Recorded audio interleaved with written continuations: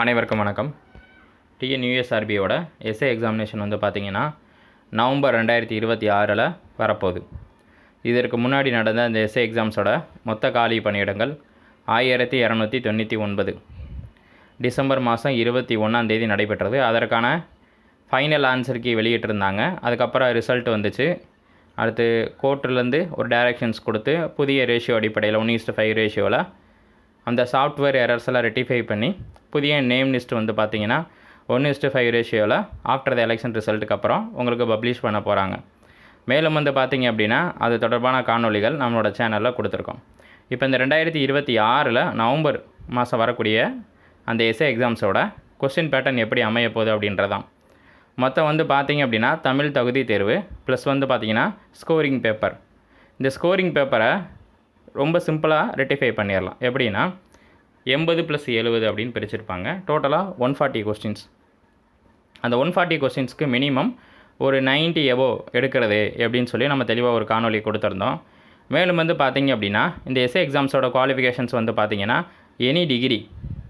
அப்போ இந்த விதமான எக்ஸாமோட அந்த பேட்டர்ன் அப்படின்றது ஒரு டிகிரி லெவலான ஒரு கொஸ்டின்ஸ் தான். ஸோ இது வந்து ரொம்ப ஈஸி கொஸ்டின்ஸ் கேட்க மாட்டாங்க.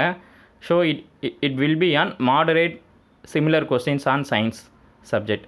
அப்போ ஒரு மாடரேட்டான கொஸ்டின்ஸை நம்ம சயின்ஸ் லெவல் கொஸ்டின்ஸில் நம்ம எதிர்பார்க்கலாம். கிட்டத்தட்ட இந்த சென்ற ஆண்டு 2025 நடைபெற்ற டிசம்பர் மாதம் 21 நடைபெற்ற அந்த எஸ்ஏ எக்ஸாம்ஸோட கொஸ்டின் பேட்டர்னை பொறுத்தளவு வந்து பார்த்திங்கன்னா ஜிஎஸ்ஸை பொறுத்தளவு அந்த 80ல் 31 கொஸ்டின்ஸ் வந்து பார்த்திங்கன்னா சயின்ஸ் கொஸ்டின்ஸ் தான் கேட்டிருந்தாங்க. அதுக்கு அடுத்து வந்து பார்த்திங்கன்னா ஜாகிரஃபி அதிகமாக கேட்டிருந்தாங்க, இந்திய புவியியல். அப்போ இந்த ஜாகிரஃபியும் சயின்ஸும் நம்ம ஓரளவு தெளிவாக நம்ம படித்தாலே நமக்கான அந்த மினிமம் குவாலிஃபையிங் மார்க்ஸ் வாங்கி நம்ம அந்த 1:5 ரேஷியோவில் உடல் தகுதி தேர்வுக்கு போயிடலாம். சரி, இதற்காக நம்ம என்னென்ன செய்யணும் அப்படின்னா, முதல்ல 9th 10th இருக்கக்கூடிய முக்கியமான மேஜர் சப்ஜெக்ட்ஸ் எல்லாமே ஒன்லைனர் வீடியோ பார்க்கணும். அந்த ஒன்லைனர் வீடியோ பார்த்து முடித்த பின்னாடி ப்ரீவியஸ் இயர் கொஸ்டின்ஸ் அப்சர்வ் பண்ணணும், என்ன கேட்டிருக்காங்க அப்படின்னு. அதுக்கடுத்து வந்து பார்த்திங்கன்னா ப்ளூ பிரிண்ட் அடிப்படையில் எத்தனை சயின்ஸ் கொஸ்டின் கேட்டிருக்காங்க, எந்தெந்த மாடரேட்டான லெவலில் கேட்டிருக்காங்க அப்படின்றத நம்ம அண்டர்ஸ்டாண்ட் பண்ணணும். கொஸ்டின் லெவலை நம்ம அண்டர்ஸ்டாண்ட் பண்ணால் தான் அந்த டிகிரி லெவல் கொஸ்டின்ஸை கொஞ்சம் கஷ்டமாக தான் இருக்கும், நமக்கு டக்குன்னெலாம் புரியாது. கிளைகாலிசிஸ் சுழற்சியாக இருக்கட்டும், மெல்வின் கால்வின் சுழற்சியை கேட்க வாய்ப்பு இருக்குது. அடுத்து வந்து பார்த்திங்க அப்படின்னா தாவரவியலில் தாவர சுவாசம், சுற்றுச்சூழல் மேலாண்மை பற்றி கேட்க வாய்ப்பு இருக்குது. சுவாலஜியை பொறுத்தளவு தொற்றா நோய்கள், தொற்றும் நோய்களை பற்றி கேட்க வாய்ப்பு இருக்குது. வைரஸ், பாக்டீரியா, ஃபங்கஸ் வச்சு வரக்கூடிய நோய்கள் கேட்க வாய்ப்பு இருக்குது. விட்டமின்ஸ் பற்றி கேட்க வாய்ப்பு இருக்குது. விட்டமின்ஸில் நீரில் கரைகிறது, கொழுப்பில் கரைகிறது, என்னென்ன குறைபாடு நோய்கள் வரும், அதுக்கு என்ன சயின்டிஃபிக் நேமு, விட்டமின் டியோட சயின்டிஃபிக் நேம் என்ன, விட்டமின் சியோட சயின்டிஃபிக் நேம் என்ன, நம்ம அன்றாட பயன்படுத்தக்கூடிய பொருட்களோட சயின்டிஃபிக் நேம் என்ன, இதெல்லாம் கண்டிப்பாக நம்ம ஓரளவு தெரிஞ்சுக்கிட்டு தான் நம்ம இந்த எக்ஸாம்ஸ்குள்ளேயே போக முடியும். சரி சார், இந்த நவம்பரில் வரக்கூடிய இந்த எஸ்ஏ எக்ஸாம்ஸோட ப்ளூ பிரிண்ட் அடிப்படையில் நம்ம அதிகமான ஃபஸ்ட்டு ஃபோக்கஸ் கொடுக்க வேண்டியது எதுக்குன்னு பார்த்தீங்கன்னா சயின்ஸு, 2வது ஜாகிரஃபி, 3வது பொலிட்டிக்கல் சயின்ஸ். ஓரளவு நீங்கள் இதுக்கு கொடுத்தா அப்படின்னாலே உங்களுக்கு அந்த 80 மதிப்பெண்ணுக்கு மேக்ஸிமம் ஒரு 58லேருந்து 60க்குள்ளே உங்களுக்கு மார்க் ஸ்கோர் ஆயிரும். இந்த எக்ஸாம்ஸை பொறுத்தளவு வந்து பார்த்திங்கன்னா நம்பர் ஆஃப் கொஸ்டின்ஸ் அப்படின்னு பார்த்தீங்கன்னா 140 கொஸ்டின்ஸு. இது டாபிக் வைஸாக தான் நம்ம ரீட் பண்ணணும். இப்போ எடுத்துக்காட்டு வந்து பார்த்திங்கன்னா இந்திய நாடாளுமன்றம் அப்படின்னு ஒரு தலைப்பு கொடுத்துருக்காங்க அப்படின்னா பொலிட்டிக்கல் சயின்ஸில் இந்திய நாடாளுமன்றம் அப்படின்றது இந்தியா வந்து ஒரு ஜனநாயக குடியரசு நாடு, மக்களாட்சியோட குடியரசு நாடு. அந்த மக்களாட்சி குடியரசு நாட்டில் வந்து மக்களால் தேர்ந்தெடுக்கப்பட்ட பிரதிநிதிகள் மூலமாக தான் இந்த அரசாங்கம் செயல்படுது.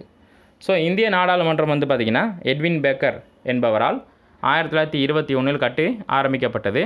இது இங்கிலாந்தோட பாணியில் கட்டி முடிக்கப்பட்டது.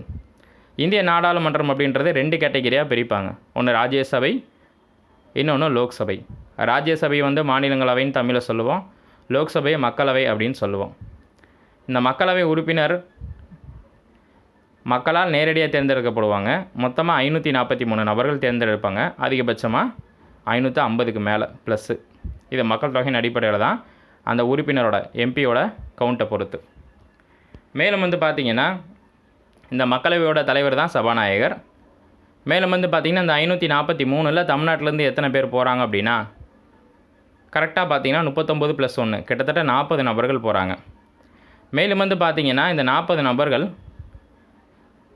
ஒவ்வொரு பாராளுமன்ற தொகுதிக்கு ஒரு உறுப்பினர் வேறு, மொத்தம் 39 + 1, பாண்டிச்சேரியை சேர்த்து 40.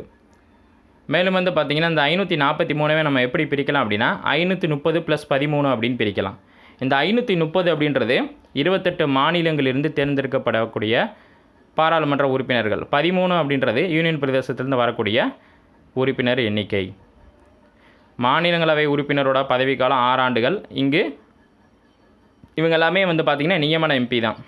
ராஜ்யசபையை பொறுத்தளவு ராஜ்யசபையோட துணைத் தலைவர் யாருன்னா குடியரசு துணைத் தலைவர் தான் ராஜ்யசபையின் தலைவராக இருப்பார். ஒரு ஓரலாக ஒரு அஜெண்டா சொல்லியிருக்கேன். இதெல்லாம் 8th புத்தகத்தில் தெளிவாக கொடுத்துருப்பாங்க. ஒரு டைம் படிச்சுக்கோங்க. சரி சார், இதுலேருந்து என்ன கொஸ்டின்ஸ் கேட்கலாம் அப்படின்னா ஒரு எடுத்துக்காட்டுக்கு சொல்கிறேன். அது 2026 கூட வரலாம். நிதி மசோதா இந்த 2 அவையில் எந்த அவையில் தாக்கல் செய்யணும் அப்படின்னு சொல்லி கேட்குறாங்கன்னா நமக்கு டக்குன்னு ஞாபகம் வரணும். நிதி மசோதா அப்படின்றது வந்து பார்த்திங்கன்னா மக்களவையில் குடியரசுத் தலைவரின் முன் அனுமதியுடன் மட்டும்தான் அந்த நிதி மசோதாவை நம்ம தாக்கல் செய்யணும். இது ரொம்ப முக்கியமான கேள்வி. நாடாளுமன்ற கூட்டத்தொடர் பார்த்திங்கன்னா 2 அவையிலையுமே வருடத்திற்கு 3 முறை வரும். பட்ஜெட்டு, குளிர்காலம், கோடைக்காலம் அப்படின்னு 3 முறை நடைபெறும்.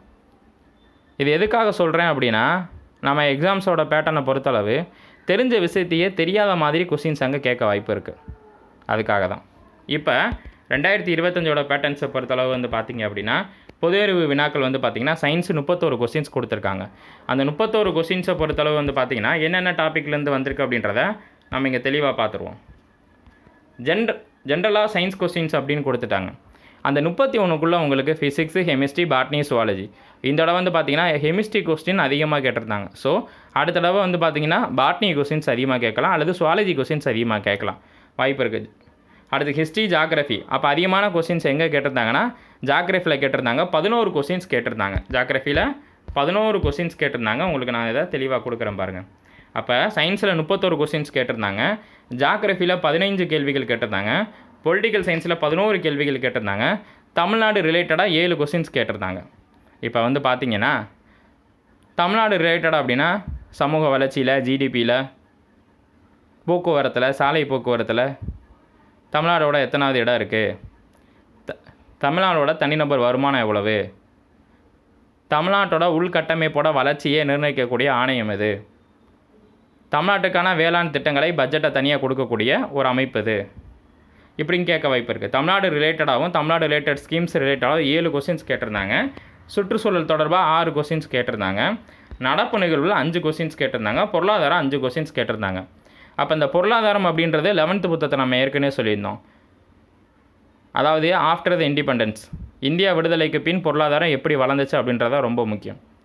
அதாவது 1969 14 வங்கிகள் தேசியமயமாக்கப்படும். அது கேட்க வாய்ப்பு இருக்குது. 50 கோடி மினிமம் இருக்கணும். அப்படி இருந்தால் தான் அந்த வங்கியை வந்து நேஷனலைஸ் ஆக்குவாங்க, அரசு உடைமை ஆக்குவாங்க அந்த வங்கியை. 1969. இப்போ இந்த 1969ன்ற வார்த்தை இப்போ எக்கனாமிக்ஸில் எப்படி பயன்படுத்துகிறோமோ அதே மாதிரி இந்த 1969 ஹிஸ்ட்ரியில் நம்ம பயன்படுத்தணும். மெட்ராஸ் மாநிலம் என்பது தமிழ்நாடு பெயர் மாற்றுறது 1969. அதே தான் சயின்ஸுக்கு பயன்படுத்துகிறோம். ஆர்எச் விக்டேக்கர் 5 உலக வகைப்பாடு 1969. ஆர்எச் விக்டேக்கர் 5 உலக வகைப்பாடு. முனிரா புரட்டிஸ்டா அதை கேள்விப்பட்டிருப்பீங்க. ஆர்எச் விக்டேக்கரோட 5 உலக வகைப்பாடு அது 1969. அதே அப்படியே பொலிட்டிக்கல் சயின்ஸ் கொண்டு போனீங்க 1969னா உங்களுக்கு ரொம்ப முக்கியமாக ராஜ மன்னார் கமிட்டி கொண்டு வருவாங்க 1969. இப்படி ஒரு ஆப்ஷன்ஸ் எடுத்திங்கன்னா அதே கொஸ்டின்ஸ் வந்து சயின்ஸ்லேயும் வரணும், எக்கனாமிக்ஸ்லேயும் வரணும், பொலிட்டிக்கல் சயின்ஸ்லேயும் வரணும். இந்த மாதிரி நீங்கள் தேடி கண்டுபிடிங்க. எப்பயுமே வந்து கொடுத்தாங்க அப்படின்னா ஒரு இயர் வைஸ் கொஸ்டின்ஸ் வருதுன்னா அது சயின்ஸ்லேருந்தும் வரலாம், எக்கனாமிக்ஸ்லேருந்தும் வரலாம், ஹிஸ்ட்ரியாகவும் வரலாம், பொலிட்டிக்கல் சயின்ஸ் ரீதியாகவும் வரலாம். புரியுதுங்களா? இப்போ புவியியல் சம்மந்தமாக சொல்கிறேன். இந்திய புவியியலில் 10ஆம் வகுப்பு பாடப்புத்தகத்தில் இதே 1969 எப்படி குறிப்பிட்டிருக்காங்கன்னா இந்தியாவின் முதல் அணு உலையான தாராப்பூர் அணு உலை 1969 மகாராஷ்டிரா மாநிலத்தில் உருவாக்கப்பட்டதுன்னு கொடுத்துருக்காங்க. அப்போ இந்த மாதிரி விஷயத்தெல்லாம் நீங்கள் தேடி நீங்கள் படிக்கும்போது தான் ப்ரீவியஸ் இயர் கொஸ்டின்ஸ் உங்களுக்கு ரொம்ப ஹெல்ப்ஃபுல்லாக இருக்கும். அப்போ 1969 அப்படின்னாலே உங்களுக்கு டக்குன்னு ஒரு 5 சப்ஜெக்ட் ரீதியாக 5 கொஸ்டின்ஸ் மடன்னு ஆன்சர் வரணும். 1969 இந்திய புவியியலில் வந்து பார்த்திங்கன்னா இந்தியாவின் முதல் அணு உலையான தாராப்பூர் மகாராஷ்டிரா மாநிலத்தில் உருவாக்கப்பட்டது. 1969 ராஜமன்னார் கமிட்டி உருவாக்கப்பட்டது. 1969 வந்து பார்த்திங்கன்னா ஆர்எச் விக்டேக்கர் 5 உலக வகைப்பாடை அறிமுகப்படுத்தினார். 1969 மெட்ராஸ் மாநிலம் தமிழ்நாடு என பெயர் மாற்றம் செய்யப்பட்டது. இப்படின்னு டக்குன்னு உங்களுக்கு அந்த பாயிண்ட் ரீதியாக வரும்போது கண்டிப்பாக வந்து பார்த்திங்கன்னா இது தொடர்பான தேடல் உங்களுக்கு ரொம்ப அதிகரிக்கும், படிக்கவும் நமக்கு இன்ட்ரெஸ்ட்டாக இருக்கும். அப்போ சயின்ஸில் 31 கொஸ்டின்ஸ், ஜாகிரஃபியில் 15 கொஸ்டின்ஸ், பொலிட்டிக்கல் சயின்ஸில் 11 கொஸ்டின்ஸ். நம்ம ஃபஸ்ட்டு ஃபோக்கஸ் பண்ண வேண்டியது இந்த 3 சப்ஜெக்ட் தான். இதுக்கு வந்து நீங்கள் பார்த்தீங்கன்னா 11th 12th கட்டம் பாக்ஸஸ்லாம் இருக்கும், அதையும் நீங்கள் ஒரு இடம் தெளிவாக பார்த்துட்டு போயிருங்க. 11th 12th physics, chemistry, botany, zoology புக்கில் இருக்கக்கூடிய தகவலை அறிந்து கொள்வோம், மேலும் அறிந்து கொள்வோம் அப்படின்னு கட்டத்தில் கொடுத்துருப்பாங்க. அது எல்லாத்தையும் ஒரு டைம் படிச்சுட்டு போயிருங்க, ஓகேங்களா? மறந்துடாதீங்க. அடுத்து வந்து பார்த்தீங்கன்னா இதில் தமிழ் தகுதி தேர்வு வந்து பார்த்திங்கன்னா 100 மதிப்பெண்ணுக்கு கொடுக்குறாங்க. இதில் முதன்மை தேர்வு ஓப்பன் கோட்டாக்கு வந்து பார்த்திங்கன்னா 70 மதிப்பெண் எடுக்கணும், டிபார்ட்மெண்ட் கோட்டாக்கு 85% மதிப்பெண் எடுக்கணும். உடல் தகுதி தேர்வுக்கு 15 மதிப்பெண், டிபார்ட்மெண்ட் பீப்புளுக்கு கிடையாது. நேர்முக தேர்வுக்கு 10 மதிப்பெண், சிறப்பு மதிப்பெண் 5. என்ன சிறப்பு மதிப்பெண் 5 அப்படின்றது NSS, NCC இது ரெண்டுமே சேர்த்து ஆக மொத்தம் 100. இந்த 100க்கு எவ்வளோ மதிப்பெண் எடுக்கிறீங்கன்னு பொறுத்து தான் உங்களுக்கு வந்து பார்த்திங்கன்னா அந்த ரேஷியோவில் அடிப்படையில் 1:2 அடிப்படையில் பணி நியமன ஆணை கொடுப்பாங்க. அப்போ உங்களுக்கு 100க்கு ஓப்பன் கோட்டாக்கு 70 மதிப்பெண் எடுத்தால் தான் உங்களுக்கு அந்த ஸ்கோரிங் பேப்பரான ஜிஎஸ் பேப்பரை திருத்துவாங்க. டிபார்ட்மெண்ட் பீப்புளுக்கு 85 மதிப்பெண் எடுக்கணும். ஓகேங்களா? நன்றி. மீண்டும் அடுத்த காலையில் சந்திப்போம். நன்றி.